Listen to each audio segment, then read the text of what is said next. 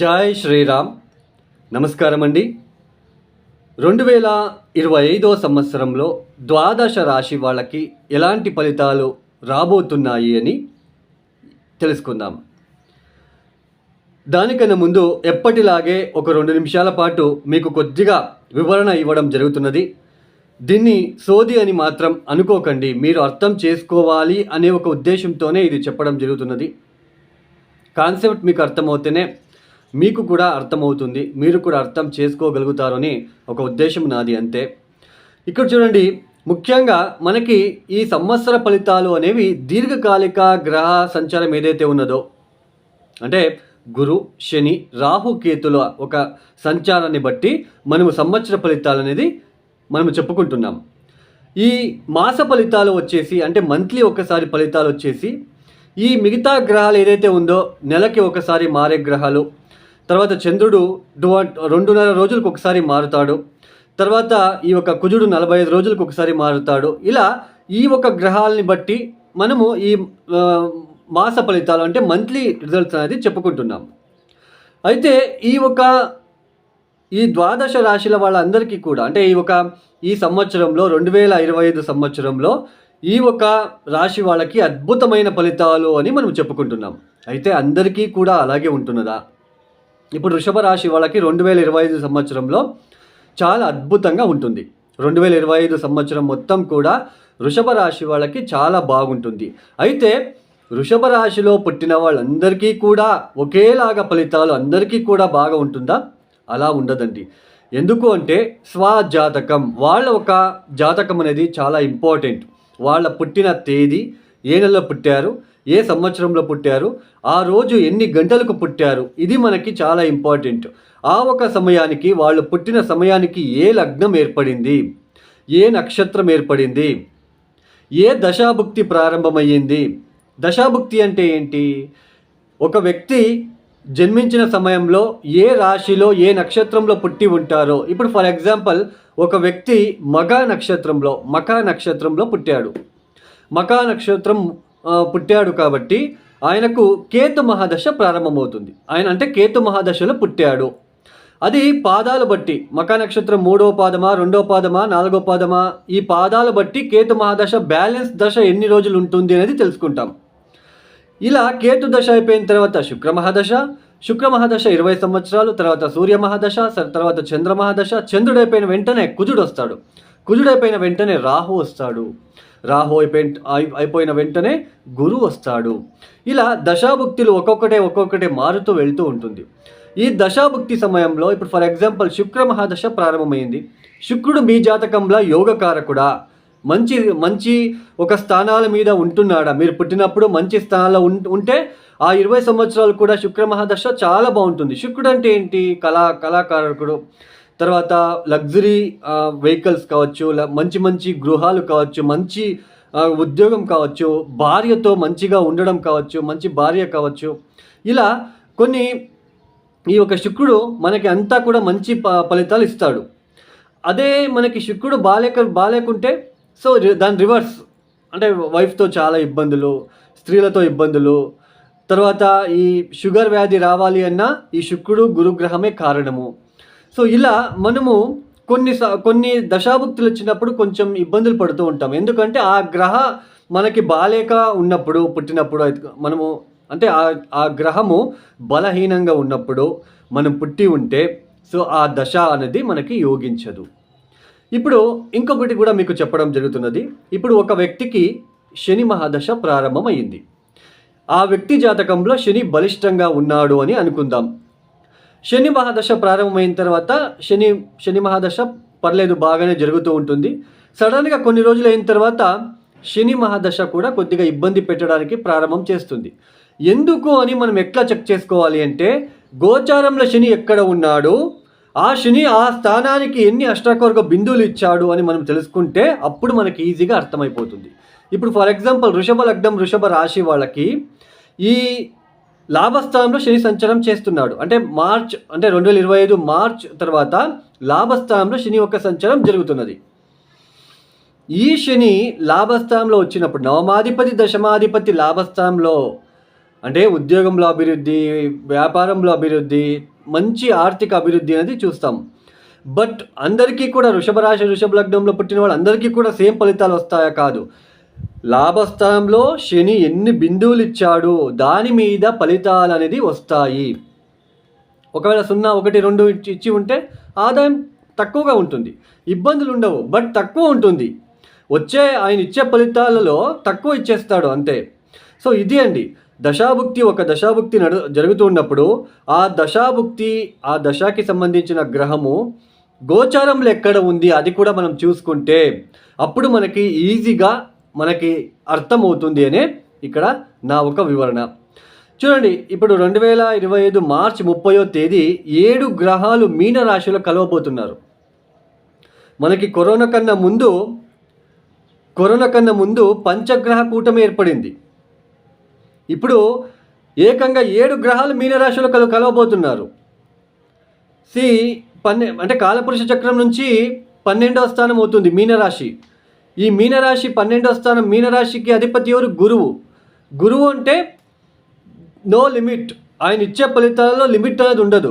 అది ఆధ్యాత్మిక పరంగా కావచ్చు, డబ్బు విషయంలో కావచ్చు. గురువు అంటే ఇస్తూనే వెళ్తూ ఉంటాడు. అంటే there is no limit in 12th house. గురువు కాబట్టి గురువు ఇచ్చే ఫలితాలు. అప్పులు ఇస్తాడా? అప్పులు ఇస్తూనే ఉంటాడు. రోగాలు ఇస్తాడా? రోగాలు ఇస్తూనే ఉంటాడు. అంటే మన జాతకంలో గురువు బలహీనపడినప్పుడు అలాంటి ఫలితాలు. గురువు బాగుంటే డబ్బు ఇస్తూనే, అభివృద్ధి ఇస్తూనే వెళ్తూ ఉంటాడు. అంటే దెర్ ఇస్ నో లిమిట్. గురువు స్థానంలో శని వెళ్తున్నాడు. శని అంటే ఏమిటి? Restriction planet. ఇంతే కావాలి, ఇంతే. There is some what limitations అనేది ఉంటుంది. ఇంతే లిమిట్, ఇంతే కావాలి, ఇంతే ఇవ్వాలి. అది 12వ స్థానంలో జరుగుతున్నది. దట్టు 7 గ్రహాలు మార్చి 30వ తేదీ కలవబోతున్నారు. ఇక ఈ వీడియో కనుక చేస్తే ఇంకా మీరు అప్సెట్ అవుతారని ఒక వీడియో కూడా చేయట్లేదు ఇంకా. సో ఈ ఒక 2025 సంవత్సరంలో ద్వాదశ రాశి వాళ్ళకి ఈ ఒక శని గ్రహం వచ్చేసి ముందుగా 2025 మార్చి 30వ తేదీ మీనరాశిలో సంచారం ప్రారంభం చేయబోతున్నారు. 2025 మే 14వ తేదీ గురువు గారు మిథున రాశికి వెళ్ళి సంచారం ప్రారంభం చేయబోతున్నారు. 2025 మే 18వ తేదీ రాహువు కుంభరాశిలో, కేతువు సింహరాశిలో సంచారం చేయబోతున్నారు. ఈ ఒక గ్రహ సంచారం వల్ల ద్వాదశ రాశి వాళ్ళకి ఎలాంటి ఫలితాలు రాబోతున్నాయో ఒక్కొక్కటి తెలుసుకుంటూ వెళ్దాం. తదుపరి రాశి మీనరాశి. ఈ మీనరాశి వాళ్ళకి 2025వ సంవత్సరంలో జన్మశని మార్చి 30వ తేదీ నుంచి జన్మరాశికి శని వస్తున్నాడు. జన్మశని అంటాం. ఈ జన్మశని ఉన్నప్పుడు ఈ ఏళ్ళనాటి శనిలో మనకి ఎక్కువ ఇబ్బంది పెట్టేది ఈ జన్మరాశికి శని వచ్చినప్పుడే. ఎందుకు? చంద్రుడు ఉన్న రాశినే, చంద్రుడు ఎక్కడైతే ఉంటాడో దాన్నే మనం జన్మరాశి అంటాం. అలాంటి చంద్రుడు అంటే ఏంటి? మనస్సు కారకుడు. మానసికంగా సంతోషాన్ని ఇచ్చే గ్రహము చంద్రుడు ఒక్కడే. అలాంటి మానసికంగా సంతోషాన్ని ఇచ్చే ఏదైతే చంద్రుడు ఉంటున్నాడో ఆ చంద్రుడి మీదే శని లాంటి గ్రహం వచ్చినప్పుడు ఆ మానసిక ప్రశాంతత లోపిస్తూ ఉంటుంది. చంద్రుడు అంటే ఇంకొకటి ఏంటి అంటే మనకి ముఖ్యంగా మాతృకారకుడు, తర్వాత సుఖానికి కారకుడు. అలాంటి సుఖానికి భంగం ఏర్పడే ఒక సమయం ఇది జన్మరాశిలోకి శని వచ్చినప్పుడు. అపవాదాలు, అవమానాలు, శారీరకంగా సమస్యలు, భార్యాభర్తల మధ్య విరోధాలు, తగాదాలు లాంటివి, ఒక భయము, కాన్ఫిడెన్స్ లెవెల్ తగ్గడము, ఉద్యోగంలో ఇబ్బందులు, ఉద్యోగం వదిలేద్దాము అనే ఒక థాట్ అనేది రావడము. అందులోన మీ రాశ్యాధిపతి 4వ స్థానంలో సంచారము. 4వ స్థానంలో అర్ధాష్టమ గురుగ్రహ దోషము. ఇప్పుడు తర్వాత జన్మరాశిని రాహు వదులుతున్నాడు, వ్యయస్థానానికి వెళ్తున్నాడు. 6వ స్థానానికి కేతు వెళ్తున్నాడు. రోజువారీ కార్యక్రమంలో ఇబ్బందులు. అంటే పొద్దున లేచినప్పటి నుంచి సాయంత్రం పడుకునే వరకు మనం ఏ పనులు చేస్తూ ఉంటాము. వంట పనులు కావచ్చు, మీరు బతకడానికి ఏ పనులు అయితే చేస్తూ ఉంటారో ఆ పనుల్లో ఒక ఫ్రస్ట్రేషన్ను, ఒక మార్పులు వస్తూ ఉంటాయి. ఇప్పుడు మీ ఒక భార్యలు మనకి వంట చేసి పెడతారు. వాళ్ళకి ఫ్రస్ట్రేషన్, మీనరాశిలో పుట్టిన స్త్రీలకు ఒక ఫ్రస్ట్రేషన్, రోజు నేనే వండి పెట్టాలి, రోజు ఈ కూరలు అడ్జస్ట్ చేయలేక చస్తున్నాను, ఇలాంటివి, నాకే ఆరోగ్యం బాగలేదు, వీళ్ళకంతా వండి పెట్టాలి, ఒక ఫ్రస్ట్రేషన్. ఒక మార్నింగ్ 6 గంటలకు లేసే అమ్మాయి 7 గంటలకు లేయడము, లేట్గా లేచి లేట్గా పనులు ప్రారంభం చేయడము. సో ఇలాంటివి, ఒక విసుక్కుపడము, శారీరకంగా బలహీనపడము, ఇలాంటివన్నీ ఉంటాయి. రోజువారీ కార్యక్రమంలో ఇబ్బందులు, ఒడిదొడుకులు, ఇవన్నీ కూడా ఉంటాయి. శారీరకంగా ఇబ్బందులు, లేజినెస్, ఎప్పుడు కూడా పడుకుందామని అనిపిస్తూ ఉంటుంది. ఈ సమయంలో మనకి పూజలు ఇవన్నీ పనికిరావు. పూజలు ఏం చేసుకోవాలి, ఇవన్నీ ఎందుకు, ఇవన్నీ పనికిరావు అన్నట్టుగా థాట్ అనేది వస్తూ ఉంటుంది. తర్వాత ముఖ్యంగా ఇక్కడ జన్మశనిలో భార్యాభర్తల మధ్య ఇబ్బందులు ఎక్కువగా అవ్వడానికి అవకాశాలు ఉంటాయి. సో అవమానాలు.